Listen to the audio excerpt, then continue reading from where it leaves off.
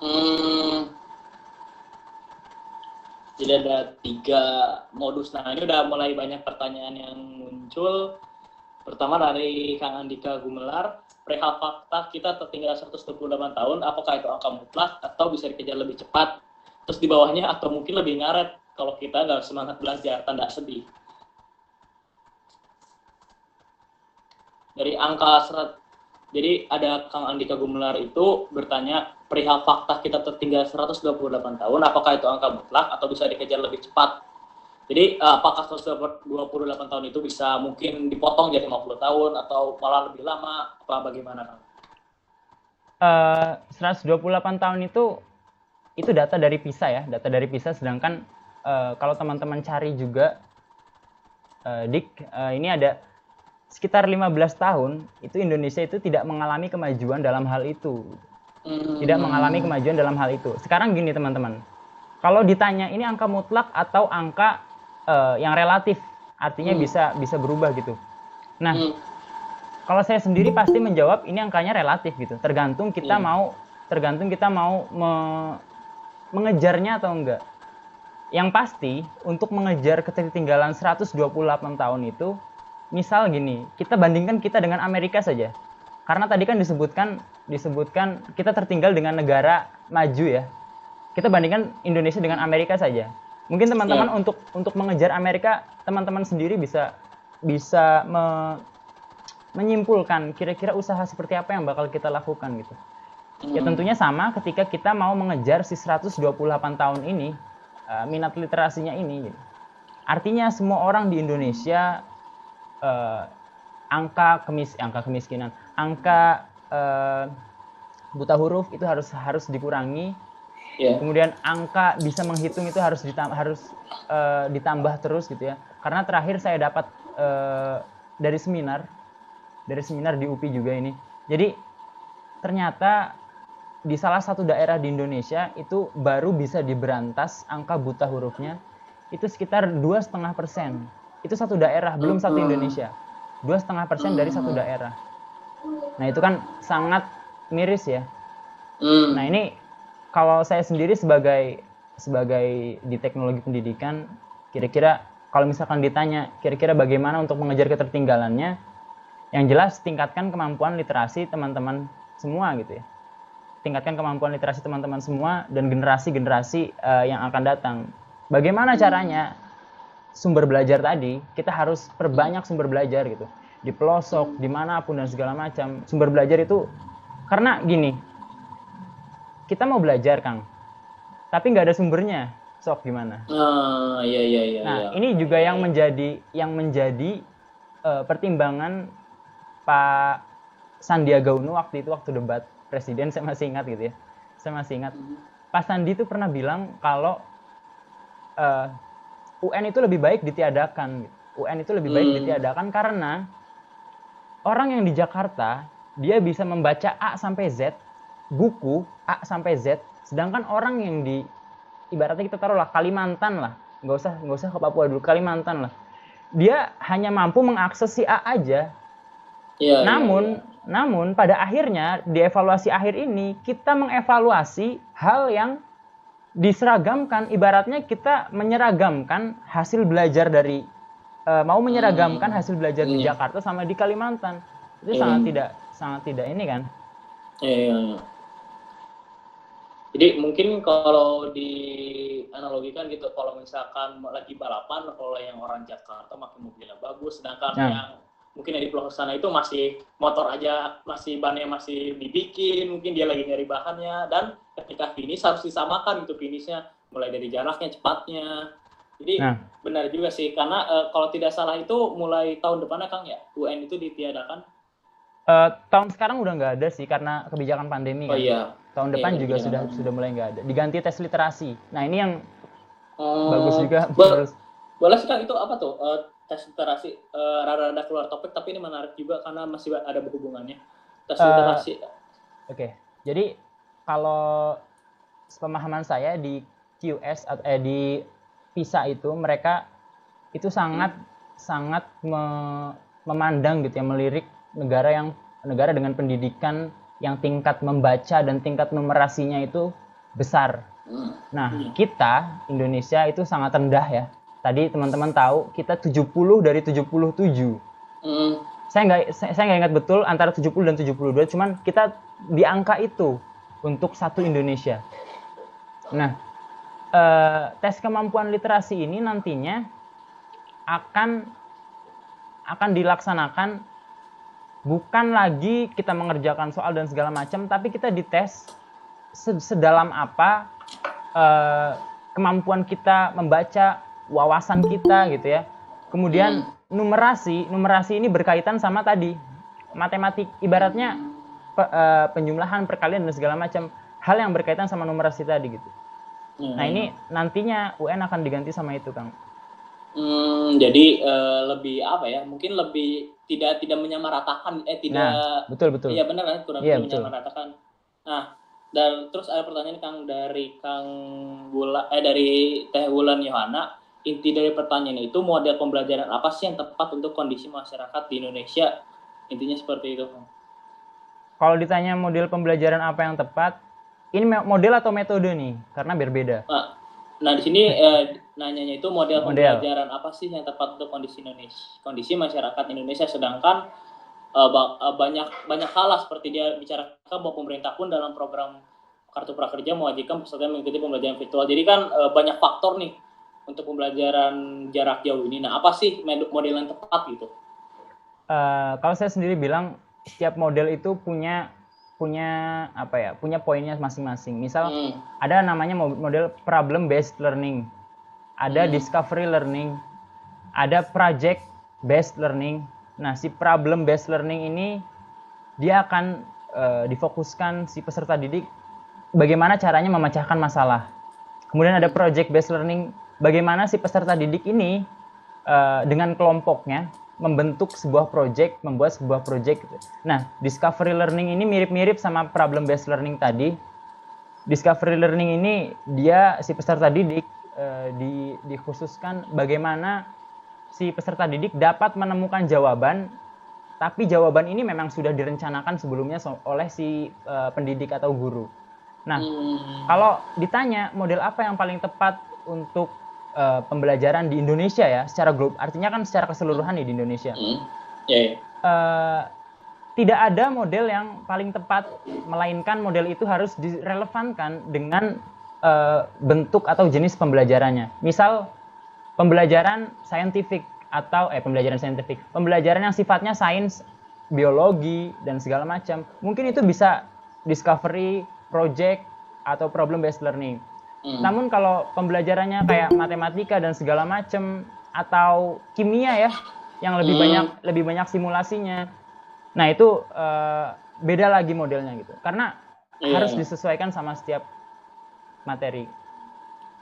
Ya, saya juga banyak dapat keluhan sih Kang, terutama karena saya kan di rumput saintek dan harus praktikum juga ke kandang. Nah, seperti membuat obat atau menyuntikkan apapun obat ke sapi itu kan harus langsung, tidak bisa diwakilkan atau ngelihat saja di Google gitu. Nah, itu sih yang menjadi kendala ketika kita yang harusnya bisa praktek langsung tapi hanya melihat sekilas terus dilupakan saja. Mungkin itu yang membuat model-model itu harus berbeda Kang, yang nggak bisa disamakan untuk setiap orangnya. Ibaratnya gini Kang Zaki, saya ini ngerancang satu pembelajaran satu semester lah. Saya mau si peserta didik itu bisa berenang. Saya mau peserta didik bisa berenang. Tapi ketika saya mengajar, saya cuma ceramah aja tuh. Oke peserta didik, anak-anak, jadi kita sekarang mau belajar berenang. Jadi renang itu tangannya nanti seperti ini. Nah kemudian evaluasinya mereka suruh berenang. Nah kayaknya mereka bakal kelelep semua tuh gitu. Iya nggak? Iya benar. Benar. Seperti dulu saya sering tuh waktu SMA disuruh belajar renang, suruh nyelup aja, terus gurunya cuma bilang ayo renang kayak gini caranya, tidak disuruh ngapa-ngapain, sering banget. Akhirnya cuma kucupluk doang. Nah itu salah satu penggunaan model dan metode yang kurang tepat. Mungkin ya kalau berenang siswanya pengen bisa renang ya pakailah simulasi, pakailah demonstrasi gitu ya. Terus karena sedikit intermezzo juga kan banyak banget nih gitu, seperti anak arsitektur yang belajar online selama setahun ini, selama setengah tahun ini tiba-tiba gedenya bikin rumah anak SpongeBob yang seperti itu, yang ngebuat sebenarnya itu merupakan seperti sindiran gitu di tengah pandemi ini. Nah, terus ada pertanyaan dari Kang Kiki doang. Kalau misalkan UN diganti sama literasi barusan, apakah siswa-siswa yang dari pelosok pun akan diuji dengan uji literasi tersebut? Apa bedanya dengan UN, Kang? Kayak gitu. Yang jelas, yang pasti ini akan menguji, ini kalau misalkan dipatenkan sama pemerintah atau Mendikbud ya, Kemendikbud, ini pasti akan menjadi kebijakan untuk seluruh di nasional gitu. Pasti akan diuji juga di pelosok-pelosok sana. Cuman untuk teknisnya gimana, teknis pelaksanaannya gimana, dan kira-kira tujuan yang dicari dari kemampuan literasi tadi itu seperti apa. Nah, untuk sampai saat ini saya belum baca detailnya, karena itu saya belum nemu rancangan yang detail gitu ya, rancangan yang mendetail, apalagi ini baru tahun pertama akan dilaksanakan tes kemampuan literasi itu bentuknya seperti apa. Nah, saya pernah bertanya juga ke dosen di teknologi pendidikan, karena memang si tes kemampuan literasi ini pada intinya akan menggeser si UN ini sehingga sifatnya tadi seperti kayak Kang Zaki bilang, tidak menyeragamkan lah ibaratnya. Yang jelas sumber belajar harus terus genjot lah ibaratnya lah. Ya sih. Terus ini ada pertanyaan bagus nih dari Teh Fitri, bahwa negara itu sekarang kan hampir semua negara ya lagi kena pandemik ini dan harus pembelajaran online juga. Nah, apakah setiap negara itu memiliki kurikulum darurat yang salah satu sifatnya menjelaskan mengenai pembelajaran online ini? Nah, jadi inti dari pertanyaan itu, apakah setiap negara itu memiliki kurikulum yang sama mengenai pembelajaran online ini, dan apakah Indonesia itu sebenarnya udah siap belum sih menghadapi ini untuk menghadapi pembelajaran online ini? Oke. Apakah setiap negara punya kurikulum sendiri? Ya, pasti mereka punya kurikulum sendiri untuk menghadapi pandemi ini. Karena kurikulum itu kalau secara nasional gitu ya, itu berkaitan sama kebijakan. Artinya penggunaan kurikulum itu berkaitan sama kebijakan. Kang Zaki, distance learning ini sebenarnya salah satu bentuk kurikulum. Kalau kita logikakan, kalau kita analisis ya, si distance learning ini di tengah pandemi ini, study from home, ini salah satu bentuk kurikulum darurat dari Mendikbud Pak Nadiem. Karena ini keluar dari kebijakannya gitu kan. Dia bilang, oke, kita satu Indonesia harus belajar dari rumah gitu. Kalaupun tidak ada kebijakan itu kan, teman-teman di sekolah pasti akan tetap sekolah gitu. Nah, makanya ini jadi kurikulum. Nah, kalau ditanya tadi apa selanjutnya Kang Zaki? Apakah Indonesia tuh siap untuk menghadapi misalkan terjadi pandemi ini amit-amit ya sangat lama gitu. Nah, apakah sebenarnya Indonesia tuh siap gak sih ke depannya? Siap atau tidaknya sebenarnya Kang Zaki sudah mengikuti pembelajaran jarak jauh selama kurang lebih 3 bulan yang kita jarak jauh ya. Sama perkuliahan. Kira-kira teman-teman sendiri bisa menilai dari situ siap atau tidak siapnya gitu. Karena saya rasa secara materi dan segala macam kayaknya kita nggak ada permasalahan gitu ya. Kayaknya kita nggak ada permasalahan. Materinya ada, yang mau disampaikan ada. Kurikulumnya sudah terbentuk gitu kan. Kurikulum nasional kan kita sudah punya. Kurikulum, kalau di SMA ada kurikulum 2013 revisi yang sudah diberlakukan. Cuma problemnya kan tinggal mengkonvert si kurikulum ini ya. Mengkonvert si kurikulum ini gimana caranya supaya bisa disampaikan melalui jarak jauh gitu kan. Nah, jadi pertanyaannya apakah siap? Saya rasa siap gitu. Saya rasa siap karena kita sudah punya kurikulumnya, kemudian tadi tinggal di-convert aja gitu. Nah, kalau untuk peserta didik atau mahasiswa kira-kira siap nggak studi from home kira-kira lebih dari ini lagi gitu kan. Yaitu kita semua kan nggak ada yang mau, dan saya rasa kalau dituntut untuk seperti itu karena kondisinya terpaksa, artinya harus ada persiapan lebih dari si mahasiswa atau siswa untuk tidak ibaratnya menjadikan pembelajaran online pertemuannya atau proses pemateriannya itu menjadi ini utama, panggung utama untuk mencari pengetahuannya gitu. Karena dia harus kejar lebih gitu. Oke. Jadi karena pandemik ini pun spontan ya terjadi gitu dan belum ada persiapan khusus dari pemerintah juga. Makanya kalau ditanya siap atau tidak siap, pertanyaan itu ya kembali lagi ke diri kitanya harus berusaha untuk lebih karena di tengah pandemik ini. Nah, terus ada dari Kang Kiki, itu gimana caranya solusinya yang notabene itu di daerah 3T, tidak ada internet, tidak ada tersentuh teknologi, gimana caranya sih memaksimalkan pembelajaran jarak jauh ini di daerah 3T? Apakah kalau dengan modul itu harus ketemu langsung atau bagaimana? Sebenarnya kalau di daerah 3T itu kan bahkan ada yang guru datang ke rumah siswanya ya. Iya. Itu ada yang seperti itu. Nah, memang salah satu cara yang bisa digunakan oleh guru untuk tetap melaksanakan pembelajaran jarak jauh itu tadi menggunakan modul dan penugasan terstruktur menurut saya. Jadi Kang Kiki tadi bilang apakah bisa cuman hanya menggunakan modul saja? Bisa. Jadi kita modul itu dirancang bahasanya supaya seolah-olah si peserta didik itu berbicara sama si bukunya.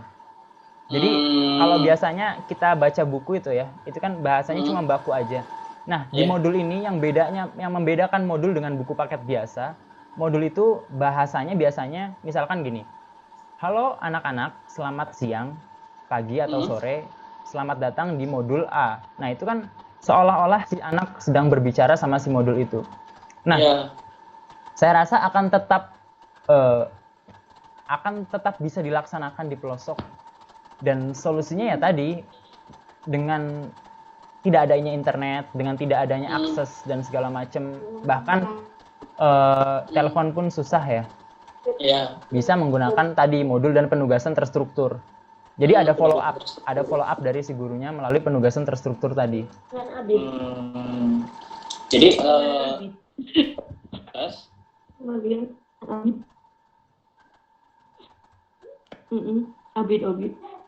Abid. Halo. Tes. Nah, ini Kang, ada pertanyaan dari Kang Jaya nih yang berkaitan dengan artificial intelligence atau AI atau AI apa namanya kecerdasan buatan. Nah, dalam upaya memajukan pendidikan Indonesia, seperti apakah AI ini bakal efektif di samping belajar dengan yang terkadang metodenya membosankan. Nah, gimana sih pandangan terhadap AI ini? Apakah dia akan efektif ke depannya ataukah malah menghambat manusia atau seperti apa? Penggunaannya untuk apa dulu ini AI? Karena AI itu kan simpelnya dia adalah otak tapi digital yang dibuat sama manusia. Nah, penggunaannya untuk apa dulu nih Kang Zai? AI ini? Kang Zaya emang di chat. Mungkin menurut Kang Zaya Kang gimana kaitannya teknologi pendidikan dengan AI? Jadi mungkin kaitannya itu dengan teknologi pendidikannya gitu. Oke. Kalau kita ngelihat mungkin teman-teman pernah ngelihat video punya Sony ya. Punya Sony yang ada layar di mana-mana dan segala macam gitu kan. AI ini saya buat satu saya buat satu karya ilmiah yang intinya saya menawarkan solusi AI ini digunakan untuk mereka yang disabilitas. Misalkan gini, ini akan mungkin saya nggak tahu Indonesia sudah mampu membuatnya atau belum. Yang jelas AI ini bisa dipakai untuk pembelajaran disabilitas, khususnya mereka yang tunanetra. Tunanetra itu kan hanya memanfaatkan audio ya untuk berkomunikasi. Misal kita bisa pakai smart classroom dengan hanya mengucapkan buka pintu, nanti pintu akan otomatis membuka. Kemudian mulai pembelajaran dengan perintah-perintah seperti itu, jika AI-nya benar-benar dimaksimalkan, dioptimalkan, saya rasa itu akan sangat membantu pembelajaran kita ke depannya. Dan ada salah satu startup di Malang, di Malang atau di Jawa Timur gitu. Dia itu sudah bisa memanfaatkan AI untuk membaca si orang ini kena katarak atau enggak gitu. Oh. Nah, itu salah satu pemanfaatan AI. Kalau ditanya simple, AI akan bermanfaat atau enggak di dunia pendidikan atau teknologi pendidikan, sangat bermanfaat. Tapi mungkin untuk AI ini pengembangannya akan pertama biayanya juga sangat mahal. Nah, dan ya waktunya. Betul. Karena khususnya di distance learning ya, Kang. Di salah satu jurnal itu menyebutkan bahwa cost atau dana terbesar dalam distance learning itu digunakan untuk pembuatan si teknologi tadi. Maka kita juga perlu, ibaratnya perlu memaklumi kalau misalkan di Indonesia di pelosok sana masih belum ada infrastruktur dan segala macam. Mungkin karena itu salah satunya. Iya, iya sih. Karena internet Indonesia pun belum merata semuanya, dan kita diwajibkan untuk pembelajaran jarak jauh ini agak menjadi hambatan gitu. Terus ada dari Teh Fitri terakhir ingin bertanya, mau nanya lagi. Kalau misalnya amit-amit katanya ada wacana pandemi ini diperpanjang sampai akhir tahun, pasti hal ini akan berdampak pada mental siswa seperti jenuh dan sebagainya. Adakah kira-kira solusi baik dari strategi, model ataupun metode yang ditawarkan pada saat siswa sedang jenuh atau mengikuti pelajaran online? Jadi mungkin alternatif lain gitu dari metode, model dan strategi agar siswa itu tidak jenuh. Oke. Saya mau kasih lihat salah satu web education web based distance learning buatan saya sempat buat juga, Kang. Ntar saya search. Boleh. Ini mungkin bisa jadi salah satu solusi buat kalau pembelajarannya ingin lebih terstruktur dan tidak jenuh gitu. Karena kalau kita ngelihat dari kacamata teknologi pendidikan, tadi belum sempat di ini ya, Kang, belum sempat dikasih lihat ininya ya, kerucut pengalamannya ya. Bentar, saya sekaligus. Iya, belum. Nah ini, oke, kelihatan nggak? Belum ya? Audience, ada yang udah lihat belum di sini? Nah, ini nih, udah kelihatan ya? Oh, udah. Oke, nah ini kerucut pengalaman Edgar Dale. Nah ini, kalau kita ngelihat, kalau misalkan nih pandemi dari sekarang sampai Desember akan diperpanjang, bagaimana? Nah ini, kita manfaatkan kerucut pengalaman ini. Kalau kita hanya memanfaatkan si tekstual atau baca ini nih, kita pasti akan jenuh banget gitu. Pernah nggak teman-teman berpikiran kalau pembelajaran itu kita hiasi dengan ini, audio, apa yang kita dengarkan, apa yang kita lihat, apa yang kita tonton gitu ya. Mungkin salah satu solusi dari saya itu bisa menggunakan tadi dengan tidak hanya berfokus sama penggunaan tekstual saja. Kemudian saya ingin memberitahu kepada teman-teman semua, dan mungkin teman-teman nanti berminat untuk membuat juga, kita bisa manfaatkan web based yang disediakan dan secara gratis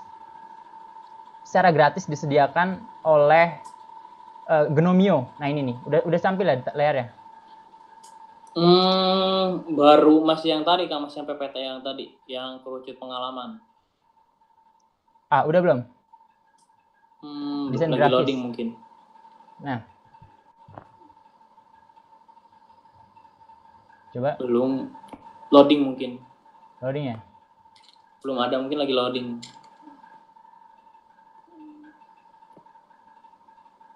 Bentar. Saya ganti.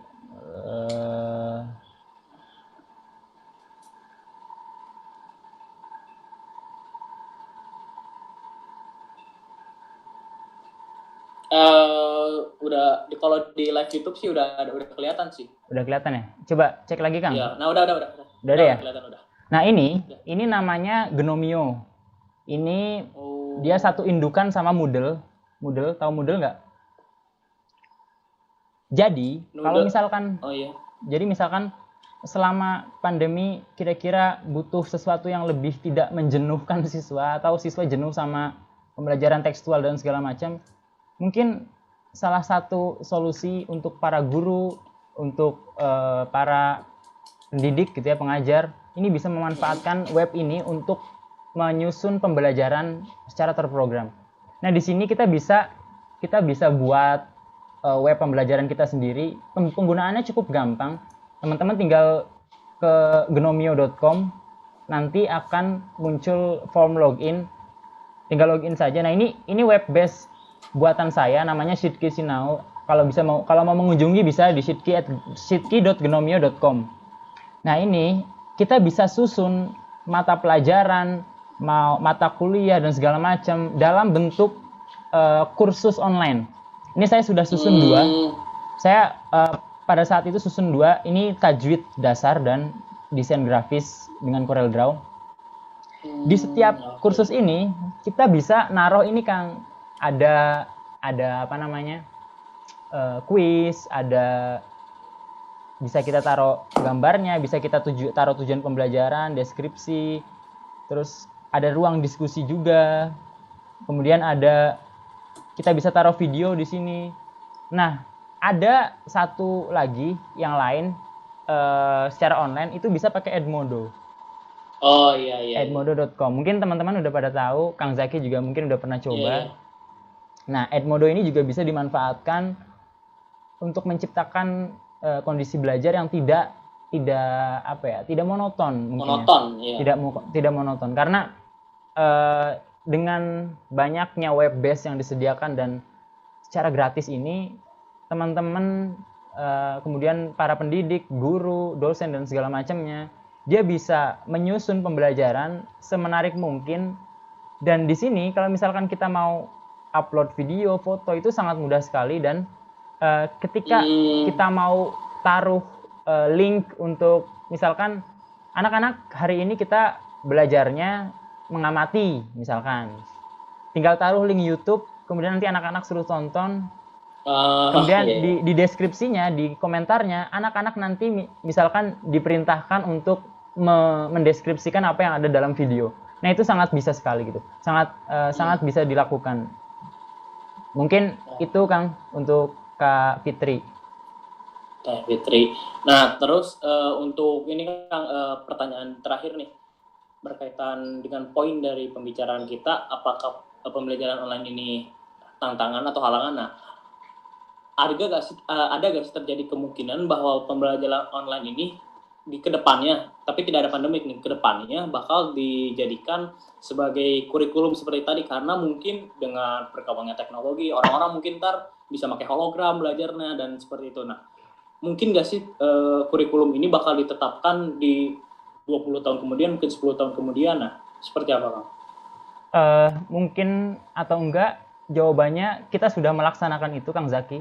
Jadi, kalau teman-teman baca di Permendikbud, kalau nggak salah itu tahun 2013, itu ada yang mengatur di standar nasional pendidikan, standar nasional pendidikan.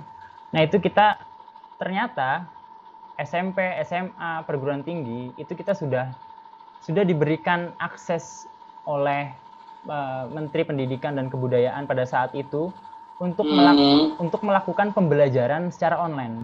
Jadi kita sebenarnya kalau Kang Zaki tahu, para siswa ini sebenarnya diberikan akses, yang saya baca itu dalam satu mata kuliah itu 50% untuk melakukan pembelajaran daring. Nanti bisa dibuka di Permendikbud nomor, saya lupa, nanti cari aja Permendikbud pembelajaran jarak jauh, nanti pasti langsung keluar. Nah, itu kita sudah diatur di situ. Jadi kalau pertanyaannya tadi, apakah akan dijadikan rencana tindak lanjut bagi negara kita, ini sudah menjadi bahkan sudah kita lakukan gitu, sudah ada protokol-protokolnya dari Permendikbud gitu. Cuman untuk pelaksanaannya yang diturunkan menjadi apa namanya, peraturan yang lebih ini lagi, itu baru ada di perguruan tinggi. Yang baru dioptimalkan itu baru di perguruan tinggi. Iya. Dalam bentuk penggunaan blended learning tadi di mata kuliah. Ini kan menambahkan tadi itu mengenai PJJ itu berdasarkan Undang-Undang Perguruan Tinggi Nomor 12 Tahun 2012, Pasal 31 tentang pendidikan jarak jauh menjelaskan bahwa PJJ merupakan proses belajar mengajar yang dilakukan secara jarak jauh melalui penggunaan sebagai media komunikasi. Ya benar, ternyata ditetapkan tahun 2012 itu udah ada permasalahan PJJ ini ya. Tapi benar Kang, tadi hanya untuk di perguruan tinggi doang. Iya. Tapi ada sebelum memaksimalkan. Kang Zaki, nanti bisa dicek lagi yang 2013. Kalau nggak 2013 itu 2003. Saya lupa jelasnya berapa. Yang jelas itu ada untuk semua jenjang. Oh. Iya. Di 2013 kalau nggak salah. Bentar, saya sekalian cari. Mau dilanjut? Boleh. Boleh deh satu pertanyaan lagi terakhir, mungkin ada yang mau nanya. Karena 10 menit lagi kita berakhir. Boleh ada yang mau nanya? 2016. Tahun 2014. Nomor 119. 2014. Nomor 119. 2013 nomor 109. 13 nomor 109. Ya, itu ada mengatur pendidikan jarak jauh, pembelajaran jarak jauh. Oh, yang nomor 109/2013 ya? Ya. Oh, iya. E-learning. Wah, ternyata banyak banget ya. Ada e-learning, telekonferensi, face to face. Banyak. Makanya jangan sampai terpaku sama pola pikir tadi bahwa pembelajaran jarak jauh itu berbatas telekonferensi aja, seminar online, webinar gitu. Yang tatap muka seperti ini gitu. Karena banyak metode yang digunakan, yang bisa digunakan gitu. Kayak tadi kita bisa pakai web based, bisa pakai penugasan terstruktur dan segala macam. Nah, di sini ntar boleh deh di kita masukin aja datanya. Di sini sangat lengkap nih. Ada tujuannya, ada e-learning dan lain-lain. Nah, pertanyaan terakhir nih dari Teh Mayang, mau tanya, kalau yang anak SD itu kan berdampak banget ke orang tuanya yang buat pembelajaran jarak jauh. Gimana cara kita sebagai mahasiswa untuk ngasih pemahaman juga ke orang tua mengenai pembelajaran jarak jauh ini? Maksudnya pemahaman bagaimana? Ya, mungkin kan mungkin orang tua itu taunya kalau kita depan HP, depan laptop itu intinya kalau nggak bermain game atau sosial media. Nah, gimana sih cara ngasih pemahaman bahwa kita itu lagi belajar sebenarnya gitu? Ini dari Kamaya, pemahaman cara kayak membimbing anak gitu ya? Pemahaman cara membimbing anak belajar. Oh, maksudnya itu mungkin orang tua kita terus punya anak kita masih SD nih. Nah, gimana cara kita ngebimbing anak kita dari pembelajaran jarak jauh ini? Oh, mungkin seperti itu. Oke. Yang pertama, yang jelas kita perlu sebagai orang tua ya. Misalkan kita berposisi sebagai orang tua gitu ya. Kita harus tahu bahwa distance learning itu bentuknya seperti apa, dan distance learning yang dilakukan oleh sang anak itu dilakukan melalui apa gitu. Karena saya rasa untuk membimbing anak menggunakan handphone dalam pembelajaran jarak jauh atau menggunakan laptop dengan pembelajaran jarak jauh, saya rasa dengan cukup memonitoringnya aja gitu ya, dengan melihat dia sedang apa gitu, saya rasa itu sudah masuk ranah kita melakukan bimbingan kepada anak gitu. Misal si anak melakukan pembelajaran jarak jauh melalui Zoom atau melalui Google Meet. Ya, sebagai orang tua kayaknya salah satu cara yang perlu kita lakukan untuk membimbingnya dengan memperhatikan si anak, memonitoring ini Zoom-nya dibuka atau enggak, kan gitu. Mungkin kalau secara lebih lanjut membimbingnya mungkin kalau misalkan si Kak Mayang ini membimbingnya dalam artian mungkin secara psikologis ya atau gimana dan segala macamnya. Yang jelas pandemi ini kan sudah banyak mengeluarkan berita-berita negatif gitu kan ya, dan banyak membuat panik, banyak juga anak-anak jenuh sama tekstual dan segala macamnya. Nah, untuk mengantisipasinya, misal ada guru memberikan pembelajaran bentuknya tekstual, bacaan semua, soal doang gitu, nggak ada bentuk lainnya. Nah, kita bisa sebagai pembimbing, fasilitator, kita bisa kasih ke mereka pembelajaran yang materi yang sama, tapi dengan metode yang beda. Misalkan kita kasih lihat simulasinya lewat YouTube, kita kasih lihat video pengetahuannya yang sifatnya visual atau audiovisual tadi gitu. Karena mungkin untuk anak-anak SD ya khususnya, dia akan lebih reaktif, dia akan lebih terstimulus ketika dia melihat sesuatu yang menarik perhatian. Makanya tadi ada kerucut pengalaman Edgar Dell itu.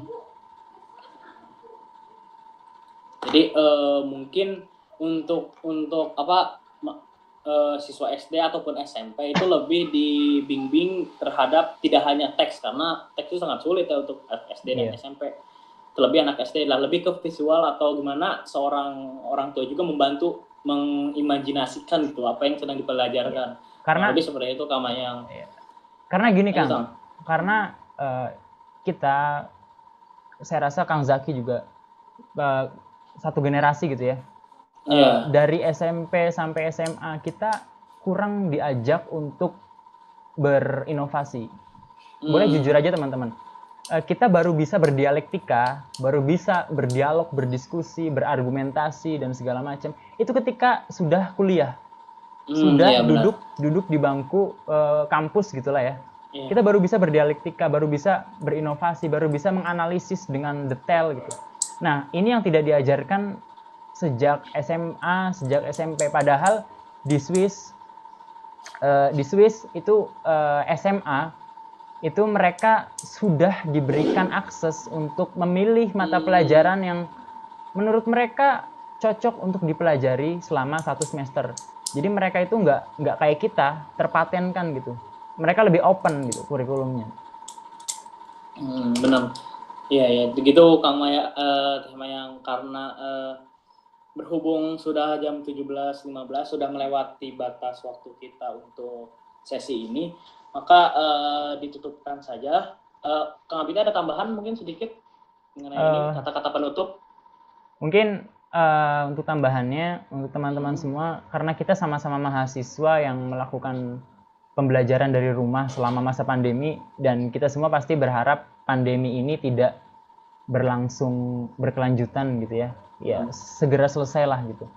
Karena saya yakin kita punya keresahan yang sama, kita punya kegelisahan yang sama bahwa kita tidak terbiasa dengan sesuatu yang sifatnya baru gitu, hal yang baru. Ibaratnya study from home ini kan baru ada di masa pandemi ini gitu. Bahkan selama 3 bulan study from home kita nggak pernah gitu. Nah, pesannya ya untuk teman-teman semua, ketika memang ada dosen atau guru atau pendidik, ini saya berargumen atas pandangan mahasiswa ya, sebagai mahasiswa. Ketika memberikan metode yang lain selain telekonferensi gitu kan, mungkin saya rasa teman-teman akan lebih terbiasa dengan telekonferensi seperti ini, tatap muka virtual gitu. Tapi kita harus pahami juga bahwa pembelajaran jarak jauh itu tidak terbatas sama pertemuan virtual. Ada penugasan terstruktur, ada tadi penggunaan web based dan segala macamnya. Nah, itu kita harus maklumi itu. Jadi ketika ada model pembelajaran, ada metode pembelajaran yang ditawarkan dosen yang sifatnya baru, cobalah kita untuk membiasakan. Nanti ketika kita sudah membiasakan, secara tidak langsung itu akan jadi kebiasaan.